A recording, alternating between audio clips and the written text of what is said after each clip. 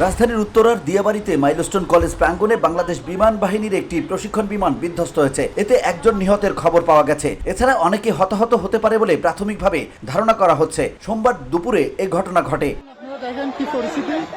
ঘটনাস্থল থেকে ফেসবুকে প্রত্যক্ষদর্শীদের পোস্ট করা ভিডিওতে দেখা যাচ্ছে ভবন থেকে পোড়া শরীর নিয়ে দৌড়ে বের হচ্ছে অনেকে। সেনাবাহিনীর গাড়িতে করে অনেককে উদ্ধার করে নিয়ে যেতে দেখা গেছে।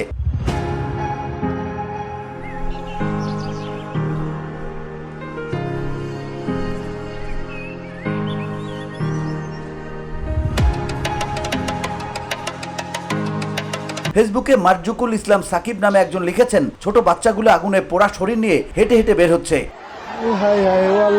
কয়েকটি ভিডিও শেয়ার করে আরেকটি পোস্টে তিনি লিখেছেন, উত্তরা মাইলস্টোন কলেজে হোস্টেল বিল্ডিং এর ওপর বিস্ফোরণ, আমার ছোট বোন ওর কলেজ থেকে মাত্র পাঠালো। ধারণা করা হচ্ছে ট্রেনিং বিমান ক্র্যাশ হয়েছে। বাংলাদেশ আর্মি ও উত্তরা আধুনিক মেডিকেল কলেজ কর্তৃপক্ষ পরিস্থিতি মোকাবেলা করার জন্য চেষ্টা চালাচ্ছে। VOD Bangla news desk.